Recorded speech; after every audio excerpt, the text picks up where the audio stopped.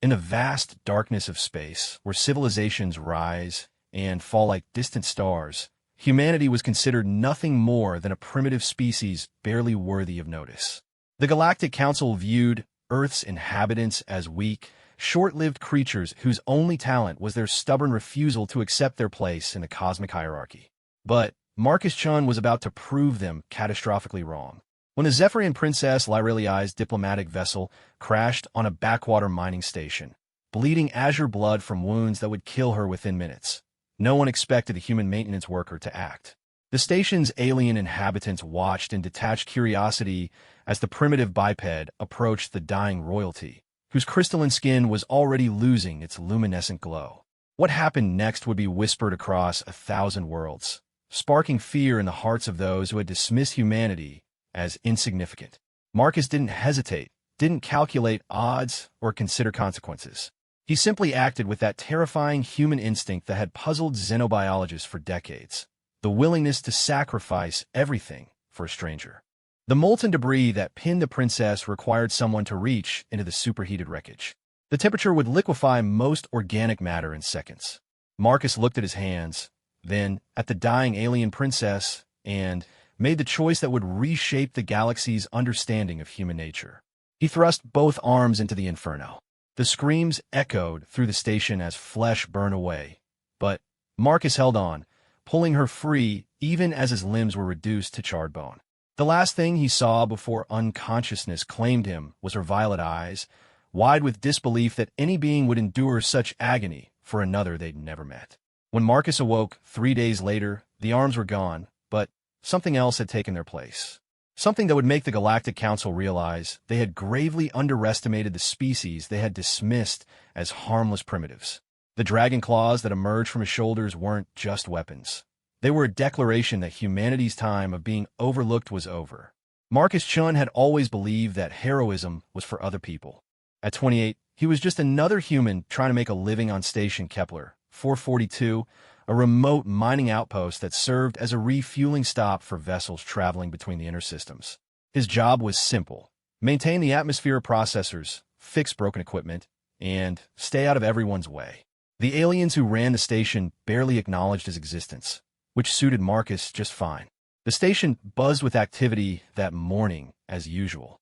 Crystalline Altarians glided through the corridors on their 4 delicate legs, their translucent bodies shimmering with internal light. Bulky Thoraxians stomped past, their exoskeleton armor clanking against the metal floors, while sleek Voidkin floated overhead, their tentacles manipulating holographic displays with fluid precision. Marcus navigated between them like a ghost, carrying his toolbox and maintenance scanner, invisible to the galactic citizens who considered humans barely above the level of clever animals. He was checking the filtration systems in Bay 7 when the proximity alarms began shrieking. The harsh red light that bathed the station indicated an incoming vessel in distress. Through the reinforced windows, Marcus could see a ship tumbling through space, its elegant silver hull torn and burning. Even at this distance, he recognized the distinctive flowing lines of Zephyrian architecture, though he'd never seen one of their vessels in such a state. The ship struck the station's emergency dock with a thunderous crash that sent Marcus sprawling. Emergency barriers slammed down, sealing the damaged section, while automated systems began analyzing the wreckage for survivors. Marcus picked himself up, his scanner beeping frantically as it detected multiple life signs, most of them fading rapidly.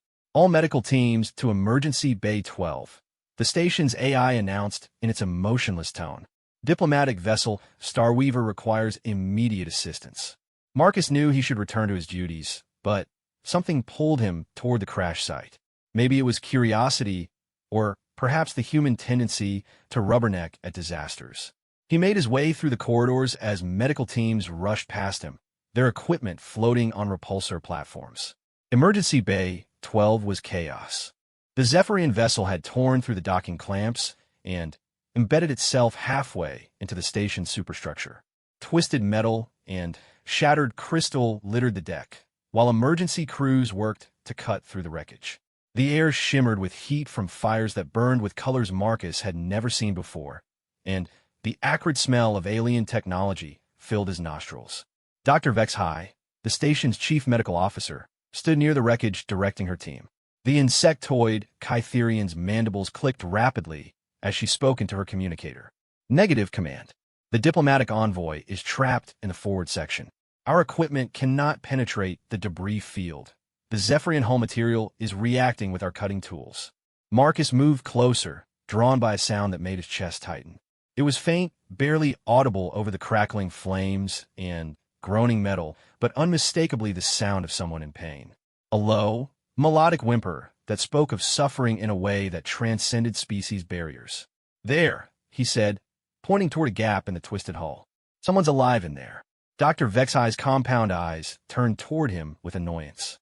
"Human, you should not be here. Return to your duties immediately." "But there's someone, we are aware," the doctor snapped. "The Zephyrian princess Lyralii is trapped beneath the forward section. However, the superheated debris makes rescue impossible. The temperature readings indicate instant death for any organic being who attempts to reach her." Marcus stared at the wreckage, his mind processing what he'd heard. A princess, alien royalty, trapped in a burning tomb, dying while everyone stood around discussing why they couldn't help her. The whimpering came again, weaker this time, and Marcus felt something twist in his gut. "What about protective gear?" he asked. "Environmental suits?" "Useless," Dr. Vexhi replied curtly. "The heat signature exceeds the tolerance of any suit in our inventory. Even our most advanced equipment would fail in seconds. The princess will expire within minutes, and there is nothing to be done." The casual acceptance in her voice made Marcus's hands clench into fists. He looked around at the assembled aliens, all of them standing at a safe distance, all of them resigned to watching someone die because the risk was too great. It was logical, he supposed. Why endanger lives to save someone who was probably beyond help anyway? But Marcus had never been particularly logical. He pushed past Dr. Vexhi and approached the wreckage, ignoring her sharp calls for him to stop. The heat hit him like a physical wall, making his skin prickle and his eyes water. Through the gap in the hull, he could see into the ship's interior, where emergency lighting cast everything in an eerie blue glow. Princess Lyralii lay pinned beneath a massive section of the ship's crystalline superstructure. Even injured and trapped, she was beautiful in an otherworldly way that took Marcus's breath away. Her skin was pale blue with veins of silver that pulsed weakly with bioluminescent light. Her hair flowed around her head like liquid starlight, and her large violet eyes were unfocused with pain and shock. She was also dying. Azure blood pooled beneath her, and her breathing came in shallow, rapid gasps. The crystalline debris that trapped her legs glowed cherry red with heat, and Marcus could see that her lower body was badly burned. But it was her eyes that decided him. When she looked up and saw him peering through the gap, those violet orbs filled with a desperate hope that cut through every rational thought in his head. "Princess," he called out, his voice hoarse from the heat. "I'm going to get you out of there." She tried to speak, but only a weak whisper emerged. Marcus couldn't understand the words, but he didn't need to. Her expression said everything. "Human." Dr. Vexhi's voice cracked like a whip. "Step away from the wreckage immediately. The structural integrity is compromised, and the heat will kill you before you can reach her." Marcus turned back to look at the assembled crowd. Dozens of alien faces stared at him with expressions ranging from annoyance to mild curiosity. None showed the urgency he felt burning in his chest. They had already written off the princess, had already accepted her death as inevitable. "She's still alive," Marcus said. "For perhaps 3 more minutes," Dr. Vexhi replied. "Her injuries are severe, and even if we could extract her, the trauma may prove fatal." "Logic dictates. Screw logic," Marcus snapped, surprising himself with his vehemence. He looked back at Princess Lyralii, who was watching him with those enormous eyes. Something passed between them in that moment, some wordless communication that transcended species and language. She wasn't asking him to save her. She was too proud for that, too royal. But she was grateful that someone cared enough to try. Marcus began stripping off his maintenance jacket and tool belt. The heat from the wreckage was already making him sweat, and he knew that going in there would be like diving into a furnace. His hands would burn. His arms would burn. He would probably die alongside her. "Human, what are you doing?" Dr. Vexhi demanded. "What I have to," Marcus replied. He knelt at the edge of the gap, and studied the twisted metal and crystal that trapped the princess. The debris was too heavy to lift, too hot to touch, and positioned in such a way that it would take both hands working in concert to free her. He would have to reach deep into the superheated wreckage, grab hold of the burning crystal, and physically pull it away from her legs. The logical part of his brain screamed that this was suicide. The heat would cook his flesh in seconds. Even if he managed to free her, they would both likely die before medical help could reach them. But Marcus had never been good at listening to the logical part of his brain. Instead, he thought about the thousands of stories he'd grown up with. Stories of humans who threw themselves into impossible situations to save strangers. Soldiers who jumped on grenades to protect their comrades. Firefighters who ran into burning buildings. Ordinary people who did extraordinary things because someone needed them to. Maybe those stories have been true after all. "Tell my supervisor that I quit," Marcus said, and thrust his arms into the inferno.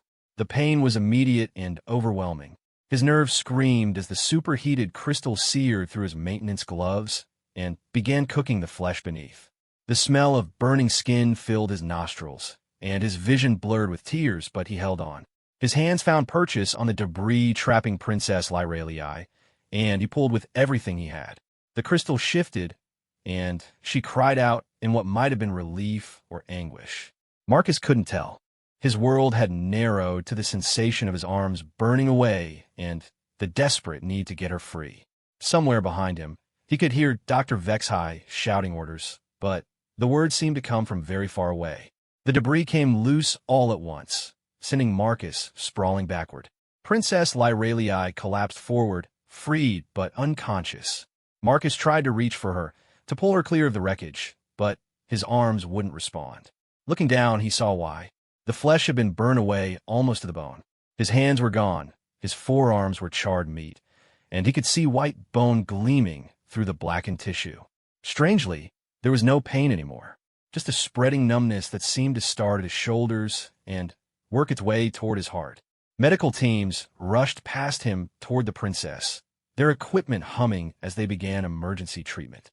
Marcus tried to speak, to ask if she was alive, but only a whisper emerged. "She'll live," Dr. Vexhai said, appearing at his side. Her voice was different now, gentler, filled with something that might have been respect. "Thanks to you, human. Thanks to you, she'll live." Marcus smiled, even as darkness crept in around the edges of his vision. It hurt to breathe, and he was dimly aware that he was probably going into shock. But Princess Lyralii was alive, and that seemed like the only thing that mattered. "What's your name?" Dr. Vexhai asked, her medical scanner playing over his ruined arms. "Marcus," he whispered. "Marcus Chun."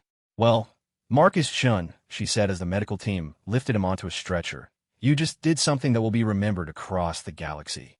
The question is whether you'll be alive to see it."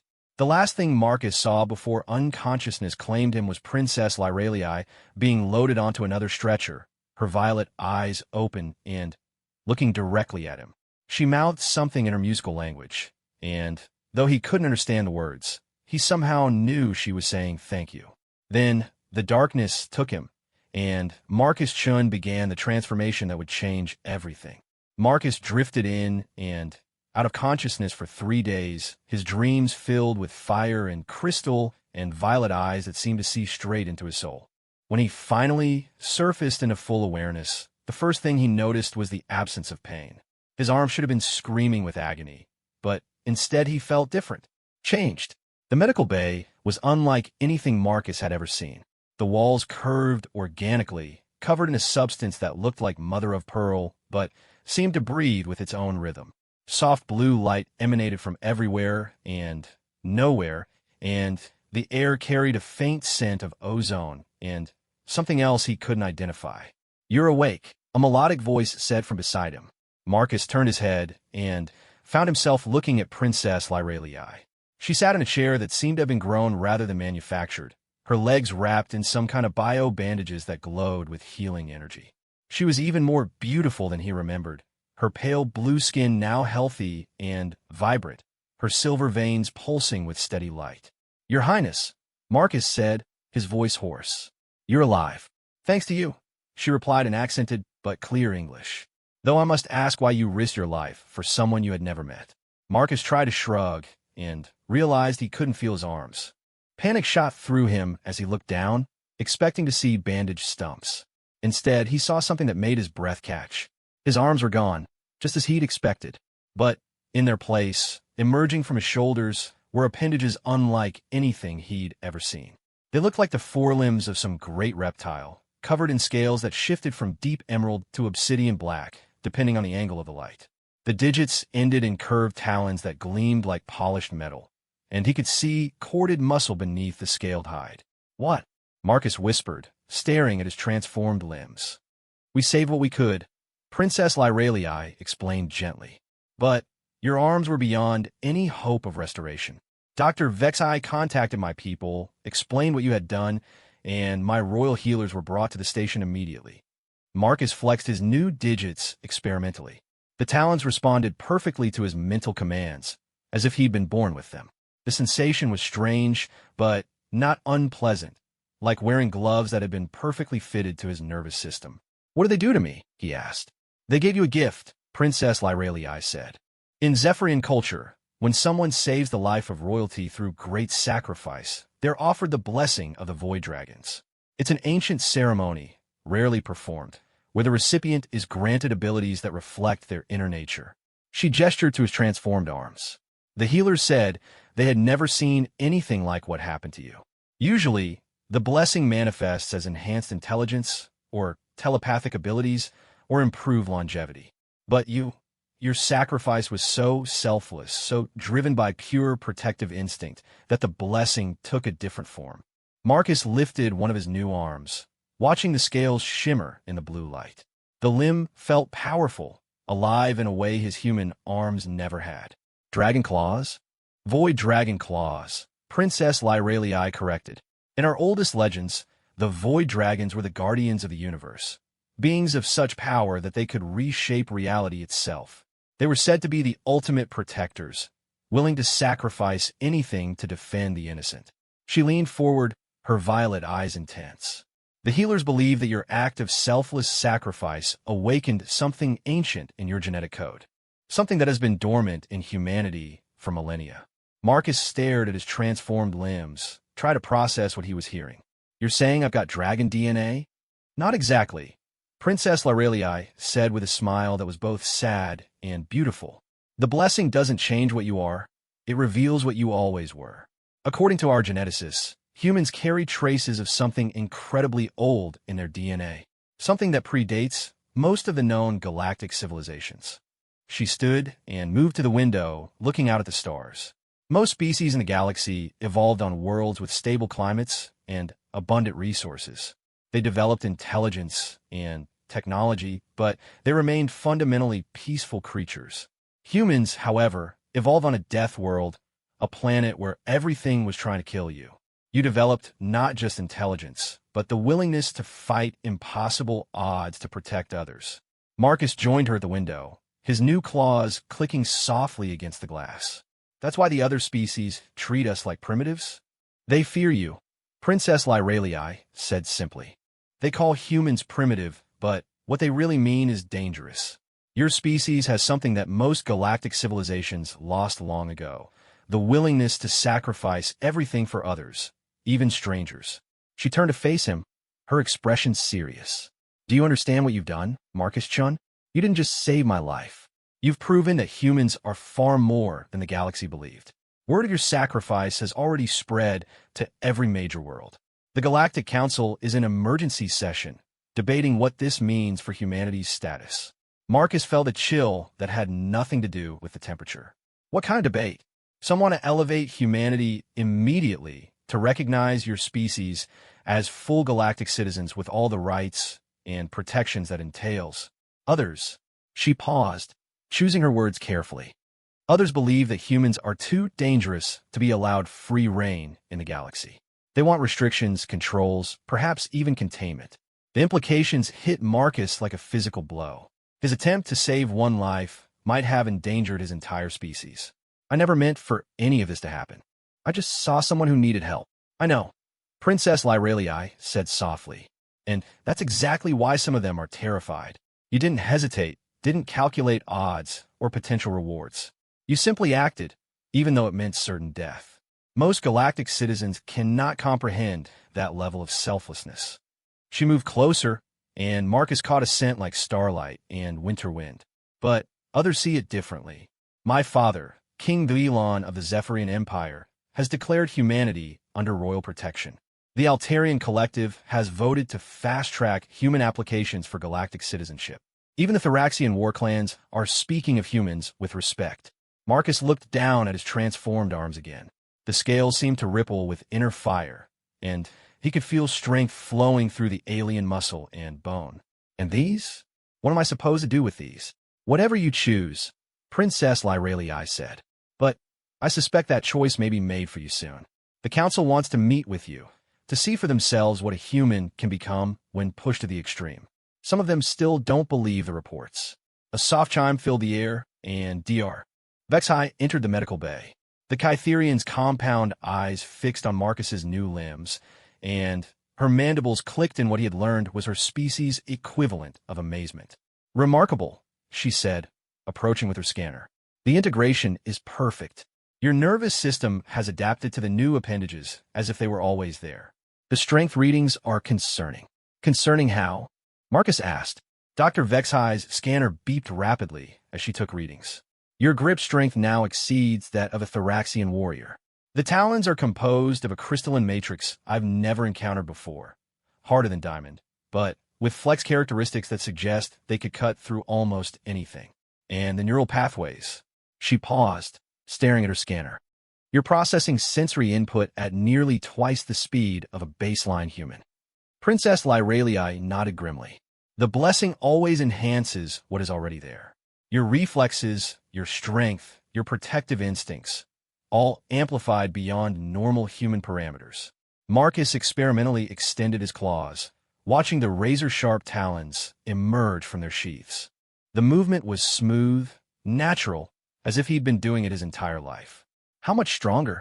Difficult to say without proper testing, Dr. Vexai replied. But based on these readings, I would estimate you could tear through the hull of a civilian spacecraft with your bare claws. The weight of responsibility settled on Marcus's shoulders like a physical burden. He thought about his old life, fixing atmospheric processors, staying invisible, being dismissed by the aliens around him. That life was gone forever, replaced by something he didn't understand and hadn't asked for. There's more, Princess Lyralii said quietly. The blessing isn't just physical. You'll find that your senses are enhanced, your healing accelerated, your lifespan extended. But perhaps most importantly, you'll be able to sense when others are in danger, especially innocents who cannot protect themselves. As if summoned by her words, Marcus felt a strange tingling sensation at the base of his skull. Somewhere on the station, someone was afraid. Not just nervous or anxious, but genuinely terrified. He could feel it like a beacon calling to him. Bay 17, he said without thinking. Someone's in trouble. Dr. Vexai's scanner squealed as she took another reading. Impossible. Bay 17 is on the other side of the station. How could you possibly know? But Marcus was already moving, his new limbs carrying him toward the door with surprising grace. Princess Lyralii and Dr. Vexai followed, the Kytherian's equipment floating behind them on repulsor fields. The corridors of the station flashed by as Marcus moved with purpose he'd never felt before. The tingling sensation grew stronger, more urgent, and he found himself breaking into a run. His claws sparked against the metal floors, leaving small gouges in the alloy. Bay 17 housed the station's water reclamation facility, a maze of pipes and processing tanks that most residents avoided. But as Marcus burst through the entrance, he could see why someone might be there. A small figure crouched behind one of the larger tanks, trying to hide from three voidkin who floated menacingly overhead. The child was Altarian, her crystalline body barely coming up to Marcus's waist. She couldn't have been more than the equivalent of 8 human years old, and she was clearly terrified. The voidkin spoke in harsh, guttural tones, their tentacles reaching toward her hiding spot. Problem? Marcus asked, his voice carrying a deadly calm he'd never heard from himself before. The 3 voidkin turned toward him, their eyeless faces somehow managing to convey annoyance. The largest of them, his hide scarred and mottled, gestured dismissively with several tentacles. No concern of yours, primitive, the Voidkin said in heavily accented galactic standard. Little Crystal Singer owes my associates certain considerations. We merely collect what is due. Marcus looked past them to the Altarian child, who was staring at him with wide, hope-filled eyes. She was hurt. He could see cracks in her crystalline skin that seeped luminous fluid, and one of her delicate legs bent at a wrong angle. She's just a child, Marcus said. She is old enough to honor agreements made by her family, the Voidkin replied coldly. Her parents borrowed against her future earnings. Time for payment has arrived. The words hit Marcus like physical blows. Slavery. They were talking about enslaving a child to pay her parents' debts. The tingling sensation in his skull became a roar, and he felt something primal and ancient stirring in his chest. No, he said simply. The Voidkin leader's tentacles writhed with amusement. You misunderstand, primitive. This is legal under Galactic Code 47 Alpha. Child labor contracts are binding across all recognized species. I don't care what your laws say, Marcus replied, his claws extending instinctively. You're not taking her. Princess Lyralii appeared at his shoulder, slightly out of breath from running. When she saw the scene, her face hardened with disgust. Slavers. On my father's station. Your Highness, the Voidkin leader said, his tone becoming more respectful. This is a legal matter. We have proper documentation. Show me, Princess Lyralii demanded. As the Voidkin fumbled for his datapad, Marcus caught the Altarian child's eye and winked. She seemed to understand, pressing herself smaller behind the tank. The protective instinct that had driven him to save Princess Lyralii surged through him again, stronger this time, amplified by whatever the blessing had done to him. Documentation appears to be in order, Princess Lyralii said after examining the pad. Her voice was carefully neutral, but Marcus caught the slight emphasis on appears. However, as this is occurring on a station under Zephyrian protection, I invoke the right of royal intervention. The Voidkin leader's hide darkened with anger. You cannot simply ignore legal contracts, Princess. The Galactic Council will support my decision, Princess Lyralii said firmly, especially considering recent developments regarding human citizens and their enhanced status. She gestured to Marcus. I'm sure you've heard about my rescue. This is Marcus Chun, the human who saved my life at the cost of his own arms. The one blessed by the Void Dragons themselves. The three Voidkins suddenly seemed to notice Marcus's transformed limbs. Their eyeless faces turned toward him, and he could sense their sudden uncertainty. Word had indeed spread quickly. You have 30 seconds to leave this station, Princess Lyralii continued. After that, I'll be forced to ask Mr. Chun to escort you out personally. Given his enhanced capabilities and protective instincts, I cannot guarantee your safety during such an escort. Marcus stepped forward, his claws scraping against the floor. The sound echoed through the chamber like a promise of violence. I'd be happy to help with that escort, Your Highness. The Voidkin didn't need to be told twice. They retreated quickly, their tentacles pulling them toward the exit with undignified haste. The leader paused at the entrance, his voice full of frustrated venom. This is not over, Princess. The council will hear of this interference. I'm counting on it, Princess Lyralii replied sweetly. When they were gone, Marcus knelt beside the injured Altarian child. She looked up at him with wonder, her young eyes taking in his transformed arms with fascination rather than fear. What's your name? He asked gently. Zara, she whispered in accented galactic standard. Are you really the human who saved the princess? I'm just someone who doesn't like bullies, Marcus replied. He looked at her injured leg, then at Princess Lyralii. Can your healers help her? Of course, the princess said. And I'll make sure her family's debt is taken care of. No child should be sold to pay for her parents' mistakes. As they helped Zara to her feet, Marcus felt the tingling sensation fade from his skull. The immediate danger was over, but he suspected it was just the beginning. Word of this incident would spread just as quickly as news of his sacrifice. The galaxy was learning that humans under threat were dangerous enough, but humans protecting others were something else entirely. Looking at his reflection in one of the polished tank surfaces, Marcus saw a stranger staring back. His eyes held a depth they'd never had before, and there was something predatory in the way he moved. The blessing had changed more than just his arms. It had awakened something in him that had been sleeping since humanity first looked up at the stars. The galaxy thought it knew what humans were. They were about to learn how wrong they'd been. The summons came exactly 1 week after the incident with the slavers. Marcus was in his new quarters, a suite that Princess Lyralii had insisted he accept, when the holographic seal of the Galactic Council materialized above his desk. The ancient symbol rotated slowly, its 12 segments representing the founding species that govern known space. Marcus Chun of Earth. The message began in the formal tones of the Council's AI. You are hereby commanded to appear before the Emergency Tribunal of the Galactic Council to provide testimony regarding recent events on Station Kepler 442. Failure to comply will result in immediate sanctions against your species and potential classification as a galactic threat. Princess Lyralii, who had been teaching him to read Zephyrian script, looked up from her tablet with concern. They're moving faster than expected. Usually, these tribunals take months to arrange. Is that good or bad? Marcus asked, flexing his claws unconsciously.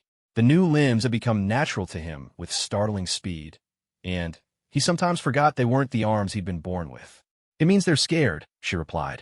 Scared enough to break their own protocols. The journey to the council chambers took them through 3 different gate networks, each one monitored by increasingly sophisticated security systems. Marcus noted how the guards' reactions changed as they progressed deeper into Galactic Core territory. At the outer gates, they showed simple curiosity about his transformed limbs. By the time they reached the inner sanctum, weapons were being drawn and pointed in his direction. Easy, Princess Lyralii murmured as they walked through corridors lined with armed Thoraxians. They're just afraid of what they don't understand. The council chambers themselves were a marvel of engineering. A vast spherical space where representatives from dozens of species floated, sat, or clung to platforms arranged in a complex, 3-dimensional pattern. At the center hung a crystalline dais where the most important proceedings took place. The sheer scale of it made Marcus feel small, but also strangely defiant. Chancellor Vorth, a massive Thoraxian whose shell bore the scars of countless battles, called the session to order. His voice boomed through the chamber's acoustic system, carrying the weight of absolute authority. The council recognizes the case of Marcus Chun, human, regarding the incident of necessary sacrifice and its subsequent ramifications. The human will approach the testimony platform. Marcus walked to the center of the chamber, very aware that hundreds of alien eyes were tracking his every movement. His claws clicked against the crystalline floor, the sound echoing in the sudden silence. When he reached the platform, it lifted him smoothly until he was suspended in the center of the sphere, surrounded by the assembled representatives. State your designation and origins, Chancellor Vorth commanded. Marcus Chun, human, born on Earth, currently residing on Station Kepler 442. Marcus kept his voice steady, despite the weight of attention pressing down on him. You stand accused of causing significant disruption to galactic stability through acts of reckless endangerment and subsequent assault upon legal commerce representatives, Chancellor Vorth continued. How do you respond to these charges? Marcus felt his claws extend slightly. I saved someone's life and stopped slavers from taking a child. If that's disrupting your stability, maybe your stability needs disrupting. A wave of shocked chittering, clicking, and other sounds of alien displeasure swept through the chamber. Several representatives rose from their platforms, tentacles and appendages waving in agitation. Order! Chancellor Vorth boomed. The human will show proper respect to this assembly. With respect, Chancellor, Marcus replied, I don't see anything here that deserves respect. You've got laws that allow children to be sold to pay their parents' debts. You've got species classified as primitive based on where they evolved. And now you're putting me on trial for helping people. Ambassador Quith of the Voidkin delegation floated forward on her platform. The human demonstrates the exact reckless disregard for law and order that makes his species dangerous. They act on emotion rather than logic, ignore established legal frameworks, and resort to violence when challenged. I stopped 3 armed adults from kidnapping an injured child, Marcus said flatly. If your laws don't protect children from slavers, then your laws are wrong. Your opinion of our laws is irrelevant, Chancellor Vorth declared. What matters is your demonstrated willingness to use force against galactic citizens. The Council has reviewed security footage of your enhancements. These so-called dragon claws represent a significant escalation in human physical capabilities. Dr. Saren of the Altarian Collective stood gracefully on her platform. Her crystalline form caught the chamber's light, casting rainbow patterns on the walls. If I may, Chancellor, the Collective has completed extensive analysis of human genetic patterns following this incident. Our findings are disturbing. She activated a holographic display that showed a complex genetic map. Humans carry dormant sequences that appear in no other known species. When activated by extreme stress or sacrifice, these sequences can trigger radical mutations. Mr. Chun is not unique. He is merely the first to activate what may be an entire species-wide adaptation. Murmurs of alarm filled the chamber. Several representatives began urgent consultations with their aides. "What are you saying?" Chancellor Vorth demanded. "I am saying that every human has the potential for similar transformation," Dr. Saren replied. "The right circumstances could trigger these changes in any member of their species. Given human population numbers and their expansion rate, we could be looking at billions of enhanced individuals within a few generations." Prince Kalen of the Zephyrian Empire rose from his ornate platform, his silver hair flowing like liquid metal. The Council seems to forget that these enhancements manifested in response to an act of pure selflessness. Mr. Chen sacrificed his own limbs to save my sister's life, asking nothing in return. This is not the behavior of a conqueror or a threat. "Respectfully, Your Highness," Ambassador Quith interjected, "intention is irrelevant when discussing capabilities. A weapon remains a weapon regardless of the wielder's motives." Marcus had heard enough. "You want to see what a weapon looks like?" He raised his arms and allowed his claws to extend fully. The talons gleamed in the chamber's light, clearly visible to every representative. Then, deliberately, he retracted them and folded his hands behind his back. "I could have torn those slavers apart without breaking stride," he said calmly. "Instead, I talked to them. I could rip through your security forces to get to this platform. Instead, I walked in unarmed. You're so focused on what I could do that you're ignoring what I choose to do." Chancellor Vorth's shell plates clicked ominously. "Your restraint is noted, human. But restraint can be abandoned at any time. The Council requires guarantees." "What kind of guarantees?" Princess Lyralii asked from her observer platform. "Registration," Chancellor Vorth announced. "All humans will submit to genetic screening. Those carrying the dormant sequences will be monitored and potentially restricted in their movements. Enhanced humans like Mr. Chun will be required to accept neural governors to limit their capabilities." The words hit Marcus like physical blows. Neural governors, technological implants that could control behavior and suppress abilities. They were used on the most dangerous criminals and unstable psionics. The Council was proposing to lobotomize his entire species. "No," Marcus said quietly. "This is not a negotiation," Chancellor Vorth replied. "The Council's decision is final." "Then, the Council is making a mistake," Marcus said, his voice carrying an edge that made several representatives shift nervously. "You're treating an entire species like criminals because you're afraid of what we might become. Well, let me tell you what you're really afraid of." He gestured to the assembled representatives. "You're afraid that humans won't stay in their place. You're afraid that we won't accept being treated as primitives. You're afraid that if pushed far enough, we might decide that your precious galactic order isn't worth preserving." The chamber fell silent. Marcus could feel the tension building like an approaching storm. "But here's what you should really be afraid of," he continued. "You're not just threatening me or the enhanced humans you're worried about. You're threatening every human in known space. Mothers, children, workers, scientists, people who've never hurt anyone, who just want to live their lives in peace." His claws extended involuntarily as his emotions surged. "And if you try to put neural governors on human children because you're scared of their potential, you're going to discover exactly what humans are capable of when someone threatens their young." Princess Lyralii stood on her platform. The Council would be wise to consider the prince's words carefully. The Zephyrian Empire has observed human behavior for decades. They are not aggressors by nature, but they are absolutely ruthless when defending others. "The princess speaks truth," rumbled General Krex of the Thoraxian war clans. "My scouts report that human military doctrine focuses entirely on protection and defense. They build no conquest fleets, claim no expansion territories, but their defensive capabilities are formidable." Dr. Saren's platform drifted closer to the center. The genetic analysis also revealed something else. The mutation sequences are not random. They appear designed to activate specifically in response to protective behavior. Humans who act selfishly or aggressively show no signs of potential change. The enhancement responds only to genuine altruism. A species that becomes more dangerous the more it tries to protect others, Chancellor Vorth mused. How remarkably inefficient. Efficient or not, it's what we are, Marcus said. And if the Council tries to cage us because you don't understand us, you're going to find out what a species of protectors looks like when they consider you the threat. Ambassador Kess of the Silicon Collective, a being of living crystal and light, spoke for the first time. Perhaps there is another path. The human demonstrates enhanced capabilities, but also enhanced restraint. What if we offered partnership rather than control? Partnership? Chancellor Vorth's shell plates rattled with amusement. With a primitive species that has barely achieved interstellar travel. A primitive species that just proved they can be transformed by the same forces that created the legendary void dragons, Prince Kalen pointed out.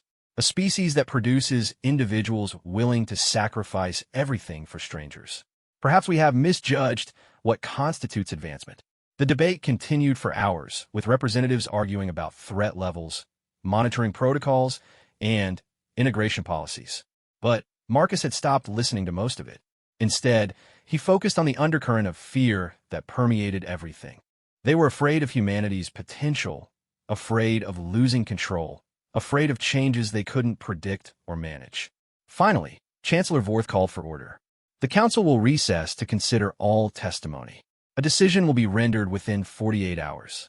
Until then, the human Marcus Chun will remain on Nexus Station under protective custody. Protective custody? Marcus asked.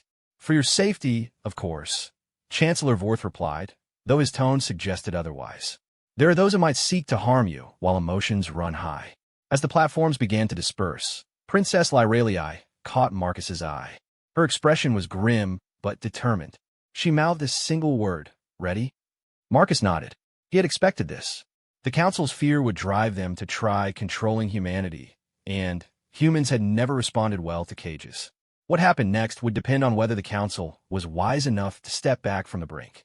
But, as armed guards moved to escort him to his quarters, Marcus felt the familiar tingling at the base of his skull. Somewhere on this station, innocents were in danger. And, despite everything the Council claimed to fear about enhanced humans, Marcus knew he would do whatever necessary to protect them. The galaxy was about to learn that caging protectors didn't eliminate the threat, it redirected it.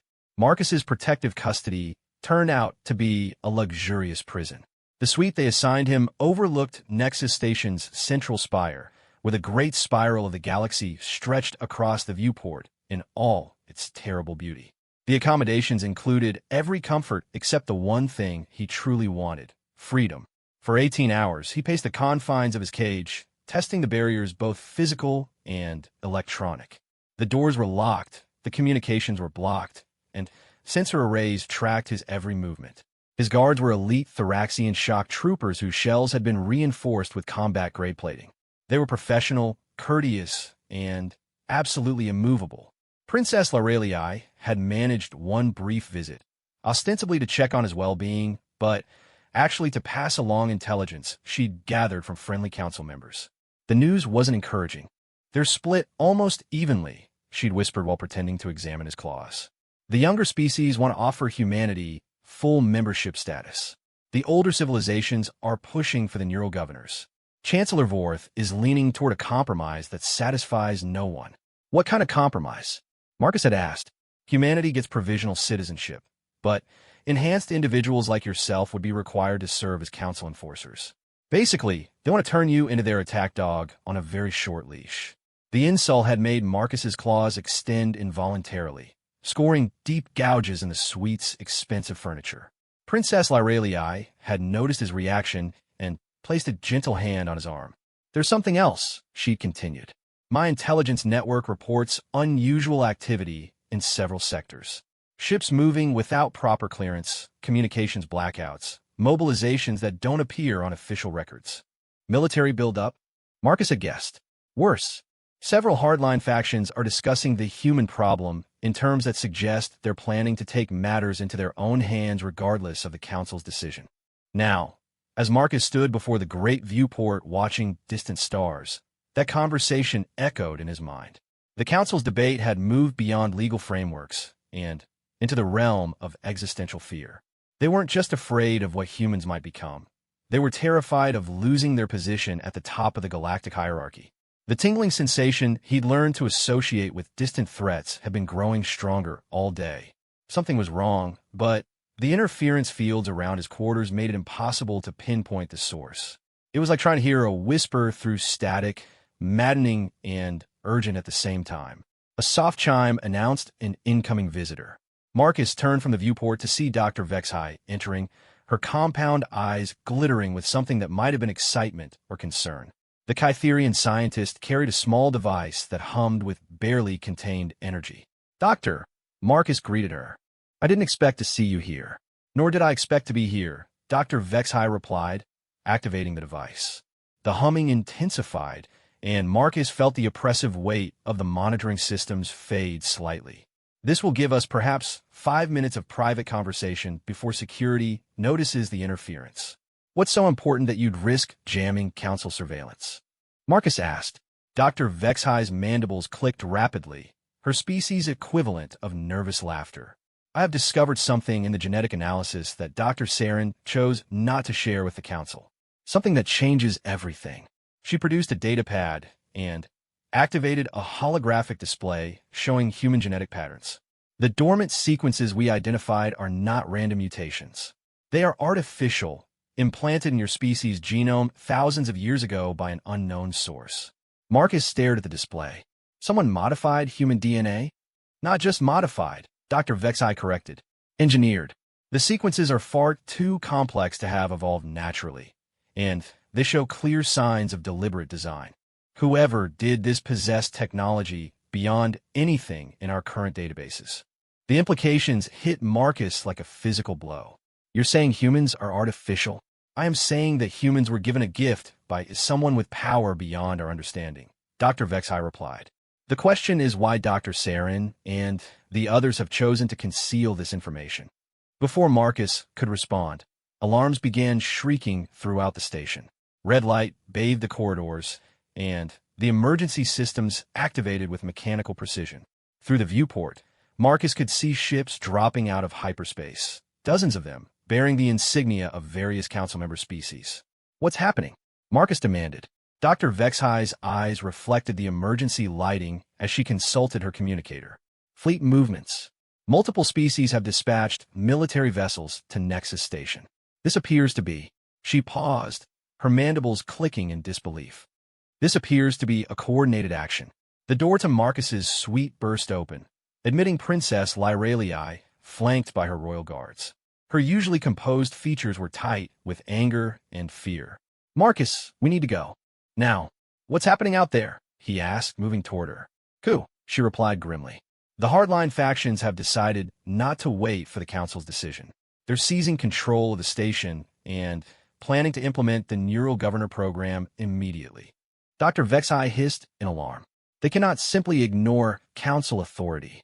"They're not ignoring it," Princess Lyralii said. "They're replacing it." Chancellor Vorth was arrested an hour ago on charges of incompetence. The moderate voices are being silenced one by one. Marcus felt his protective instincts surge as the situation became clear. "This isn't about me anymore, is it? This is about controlling the entire council." "The human threat was just the excuse they needed," Princess Lyralii confirmed. "But you're still the symbol they're rallying against. If they can force neural governors on you publicly, it proves their point about human dangerousness and justifies their actions." Through the viewport, Marcus could see smaller craft detaching from the military vessels, boarding parties heading for the station. The tingling sensation in his skull intensified dramatically, and suddenly he understood what his enhanced senses had been trying to tell him. "There are humans on this station," he said with sudden certainty. "Innocent civilians who are about to become test subjects for neural governors." Princess Lyralii's face paled. "The diplomatic staff. There's a small human embassy on level 7, maybe 30 people, including families." "Children," Marcus said, his claws extending fully. "They're going to experiment on human children." Dr. Vexhai backed away as the temperature in the room seemed to drop several degrees. "Marcus, you must remain calm. If you react violently, it will only justify their actions." "Doctor," Marcus said, his voice carrying a deadly calm that made the Kytherian's carapace shiver. They just declared war on my species. Calm isn't really an option anymore. The door exploded inward as Thoraxian shock troopers breached the entrance. They moved with military precision, weapons raised, and targeting systems active. Their leader, a massive warrior whose shell bore the scars of a dozen campaigns, spoke in the flat tones of absolute authority. Marcus Chun, by order of the Emergency Council, you will surrender yourself for immediate neural modification. Marcus looked at the assembled soldiers, then at Princess Lyralii and Dr. Vexhai. The protective tingling in his skull had become a roar, drowning out rational thought. Somewhere on this station, human children were about to be subjected to technological lobotomy because a group of aliens was afraid of what they might become. No, Marcus said simply. The Thoraxian leader's weapon hummed as it charged. Resistance will be met with lethal force. Will it? Marcus asked, taking a step forward. Because here's the thing about threatening children, it tends to bring out the worst in humans. He moved faster than the Thoraxians could track. His enhanced reflexes, amplified by the blessing and driven by protective fury, carried him across the room in a blur of scaled limbs and gleaming claws. The first soldier's weapon shattered under the impact of razor-sharp talons, while the second found himself lifted off the ground by claws that punched through his armored shell like it was tissue paper. The remaining soldiers opened fire, but Marcus was already moving. He flowed between their targeting solutions like liquid death, his transformed limbs deflecting energy blasts while his talons found the weak points in their armor with surgical precision. It wasn't a fight. It was a demonstration of what humans could become when pushed past their breaking point. When the last soldier fell, Marcus stood in the center of the demolished room, his scales rippling with inner fire. Princess Lyralii stared at him with a mixture of awe and concern, while Dr. Vexhai frantically recorded everything on her scanner. They were right to be afraid, the Kytherian whispered. No, Marcus replied, retracting his claws. They were wrong to threaten children. There's a difference. He moved to the viewport and looked down at the docking bays where more military transports were arriving. Princess, can you get me to level 7? Marcus, you can't fight an entire fleet, she protested. I don't plan to fight them, Marcus said, turning back to her with eyes that held depths she'd never seen before. I plan to remind them why it's a bad idea to cage protectors. Dr. Vexhai stepped forward, her scanner still beeping frantically. The genetic modifications, they're not just physical enhancements.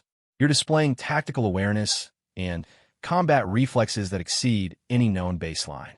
Whatever was done to your species, it was designed for exactly this situation. Marcus nodded grimly. Then, whoever modified us knew this day would come. They knew that eventually, humans would face something that threatened everything we care about. He looked at the wreckage around him. Elite soldiers reduced to scrap by a maintenance worker who discovered what he truly was. The galaxy had spent so much time cataloging humanity's weaknesses that they'd never bothered to understand their strengths. Princess, I need you to get word to every human ship in Council space, Marcus said. Tell them what's happening here. Tell them that the Council has decided we're too dangerous to live free. What are you going to do? Princess Lyralii asked. Marcus smiled, and for the first time since his transformation, it wasn't an entirely human expression. I'm going to show them what dangerous really looks like. And then I'm going to save those children. The station shook as another wave of military vessels docked. Somewhere below, human families were huddled in fear, waiting for alien scientists to strip away their children's potential in the name of galactic security. They wouldn't have to wait much longer. Marcus Chun was coming, and he was bringing every lesson humanity had learned about protecting the innocent to a galaxy that had forgotten why such protection mattered. The real war was about to begin. Level 7 of Nexus Station had become a war zone. Marcus made his way through corridors filled with smoke and the acrid smell of burned electronics, his enhanced senses guiding him through the chaos. Emergency lighting cast everything in hellish red, while the sounds of conflict echoed from deeper in the station's bowels. Princess Lyralii and her royal guards had taken a different route, heading for the communication centers to broadcast the truth about the coup to the galaxy at large. Dr. Vexhai had insisted on following Marcus, claiming scientific necessity, though he suspected her motives were more personal than academic. The human embassy is just ahead, the Kytherian scientist whispered, consulting her scanner. I'm reading 32 human life signs, but they're surrounded by at least 50 military personnel. Marcus paused at a junction, listening to the sound ahead. He could hear children crying, their fear cutting through him like physical pain. The protective instinct that had transformed his arms into weapons of legend now burned through his entire nervous system, demanding action. They've barricaded themselves in the main conference room, Dr. Vexhai continued. The military forces appear to be setting up neural modification equipment in the adjacent laboratory. How long? Marcus asked. At their current pace, perhaps 20 minutes before they're ready to begin procedures. 20 minutes. Marcus closed his eyes and felt the galaxy shift around him.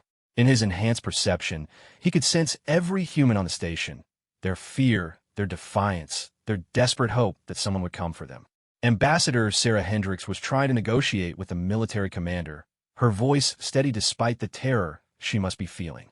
Her teenage son, Michael, stood beside her, too young to fully understand what neural governors would do to him, but old enough to know his life was about to change forever.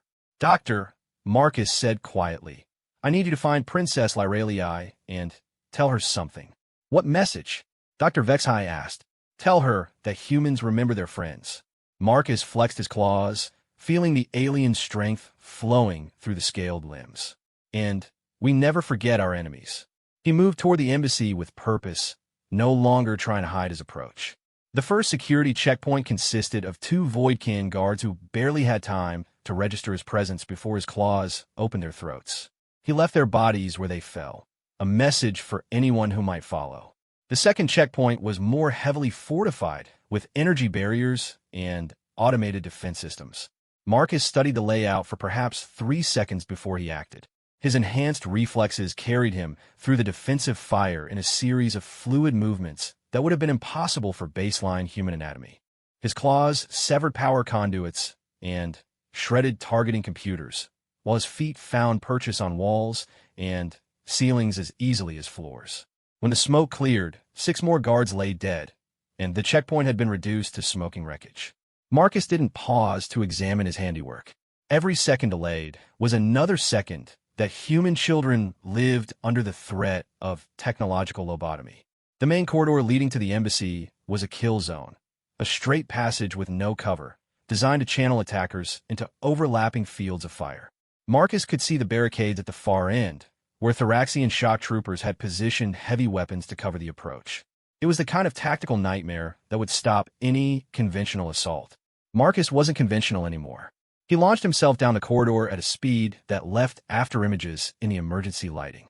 The Thoraxians opened fire, their weapons tracking frantically as he bounded off walls and ceiling in an impossible display of enhanced agility. Energy blasts sparked around him, but none found their mark as he closed the distance in seconds rather than minutes. The first Thoraxian died before he understood that the human had reached him. Marcus's claws punched through reinforced armor plating and into the organs beneath, ending the warrior's life with surgical precision. The others tried to reposition, but Marcus was already among them, moving too fast for their targeting systems to track. It was over in less than 30 seconds. 12 elite soldiers reduced to cooling meat by a single human whose transformation had awakened instincts older than civilization. Marcus stood among the bodies, his scales gleaming with reflected light, and felt the predator within him settle back into watchful readiness. The embassy doors had been sealed with military-grade locks, but Marcus's claws made short work of the reinforced alloy. He stepped through the breach and found himself facing 32 humans who stared at him with expressions ranging from terror to desperate hope. Ambassador Sarah Hendricks stepped forward, her diplomatic training overriding her obvious fear. Mr. Chun, I presume, we received word about your transformation. Are you all right? Marcus asked, retracting his claws to appear less threatening. For now, Ambassador Hendricks replied, but they're preparing neural modification equipment in the adjacent laboratory. They claim it's for our own protection, but they're lying, Marcus finished. The neural governors aren't protective measures. They're control devices designed to lobotomize anyone they consider threatening. A young boy, perhaps 8 years old, stepped out from behind his mother. Are you really part dragon now? He asked with the fearless curiosity of childhood. Marcus knelt to the boy's level, letting him see the scales on his arms. Something like that. What's your name?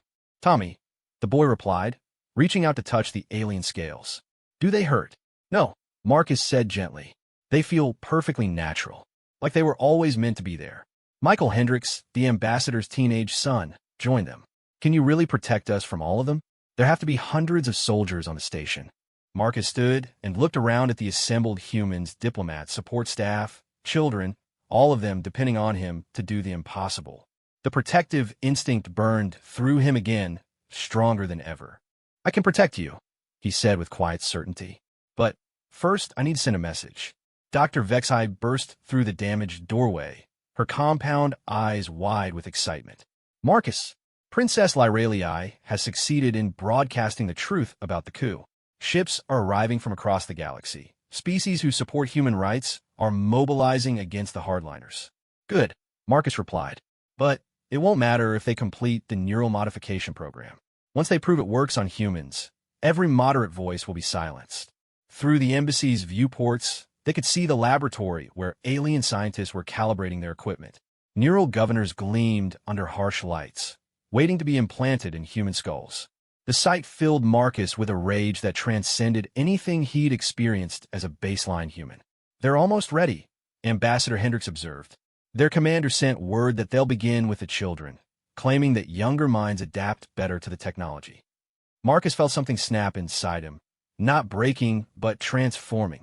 The protective instinct that had driven him to sacrifice his arms for Princess Lyralii expanded beyond the immediate group to encompass every human in known space.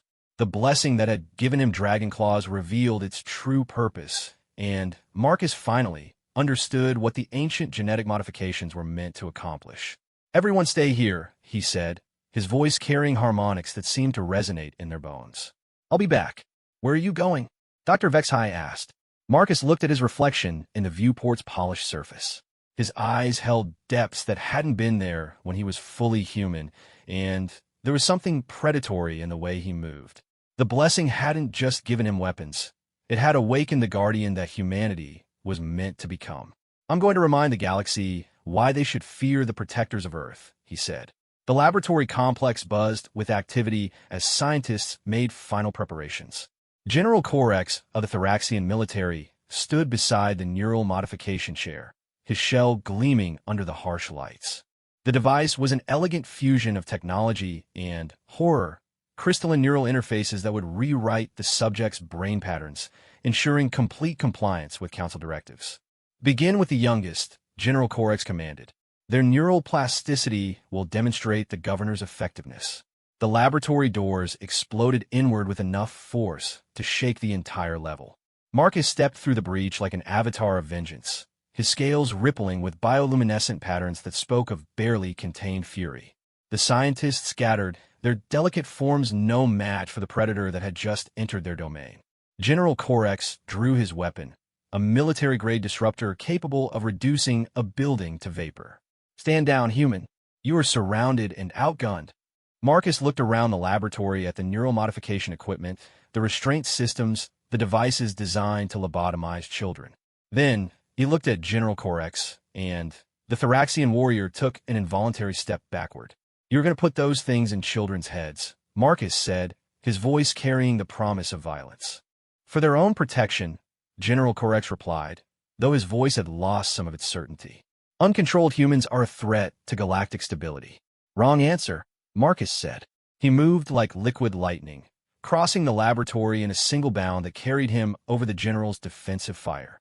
His claws found the weak points in Thoraxian armor with mechanical precision, and General Corex died with the realization that they had created the very threat they sought to prevent. The remaining scientists huddled against the far wall as Marcus systematically destroyed every piece of neural modification equipment. His claws shredded crystalline interfaces and severed power conduits, reducing millions of credits worth of technology to sparking debris. When he was finished, the laboratory looked like a war zone. Message for the emergency council. Marcus announced to the security cameras that had recorded everything. Neural governors are off the table. Permanently. Anyone who tries to lobotomize human children will answer to me personally. He turned to the cowering scientists. Tell your leaders that humanity is done being patient. We've tried diplomacy, we've tried cooperation, we've tried fitting into your galactic order. But you've made it clear that you don't see us as equals. You see us as threats to be controlled. Marcus extended his claws, letting the scientists see the weapons that had just torn through military-grade armor. So let's be clear about the new rules. Humans will govern themselves. We'll police ourselves. We'll decide our own fate. Anyone who tries to impose external control on our species will discover exactly why we evolved on a death world. Alarms were screaming throughout the complex as reinforcements rushed toward the laboratory. Marcus could hear hundreds of boots pounding through the corridors, and his enhanced senses told him that the entire military force on the station was converging on his position. One more thing, he said to the cameras. This isn't just about me anymore. Every human in the galaxy is watching this broadcast. Every human ship is receiving this message. You've shown us that there's no place for us in your peaceful galactic community unless we submit to technological slavery. Marcus smiled, and the expression held no warmth at all. Congratulations. You've just united 4 billion humans behind a single cause. And that cause is making sure you never threaten our children again. The first wave of reinforcements reached the laboratory as Marcus finished speaking. They found him standing in the center of the destroyed equipment, his arms spread wide, and his claws gleaming in the emergency lighting. Who wants to be next? He asked. The battle that followed would be remembered across the galaxy as the moment when humanity announced its true place in the cosmic order. Marcus moved through the attacking forces like a force of nature, his enhanced abilities allowing him to fight on a level that no baseline human could achieve. His claws carved through armor and flesh with equal ease, while his enhanced reflexes made him nearly impossible to target. But, more importantly, every moment of the battle was broadcast across galactic networks. Humans on 1,000 worlds watched as one of their own faced impossible odds to protect human children. They saw him move with speed and grace that redefined their understanding of human potential. They saw him fight with a fury that spoke to something primal in their species' genetic memory. And they began to change.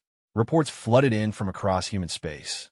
Workers on mining stations found themselves lifting loads that should have been impossible. Soldiers discovered reflexes that allowed them to dodge weapons fire. Scientists experienced bursts of intuitive understanding that advanced their research by decades. The blessing that had transformed Marcus was spreading, activated by the sight of one human standing against a galaxy to protect innocent children. The genetic modifications that Dr. Vexai had discovered were triggering across the species, turning ordinary humans into something unprecedented. When the last attacker fell, Marcus stood alone in the devastated laboratory.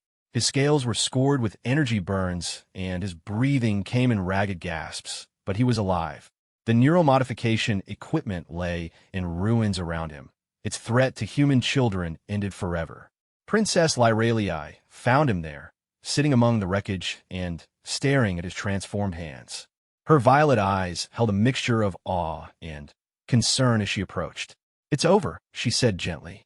"The moderate species have retaken control of the council. The coup has failed, and the hardliners are in retreat."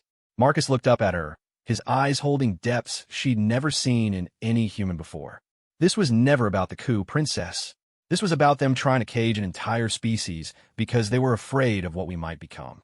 He stood and walked to the viewport, looking out at the stars. "Well, now they know, and so do we." Princess Lyralii joined him at the window. "What will humanity do now?" Marcus considered the question as reports continued to flood in from across the galaxy. Humans were changing, evolving, becoming something new in response to the threat to their children. The modifications that had slept in their DNA for millennia were finally awake, and there was no putting them back to sleep. "We'll do what we've always done," Marcus said finally. "We'll protect the innocent, defend the weak, and make sure that no one has to face the darkness alone. But this time, we'll do it with abilities that the galaxy can't ignore or dismiss." He looked at his clawed hands, marveling at how natural they felt. They were right to be afraid of what we might become. They just didn't understand that we only become dangerous when someone threatens the things we love.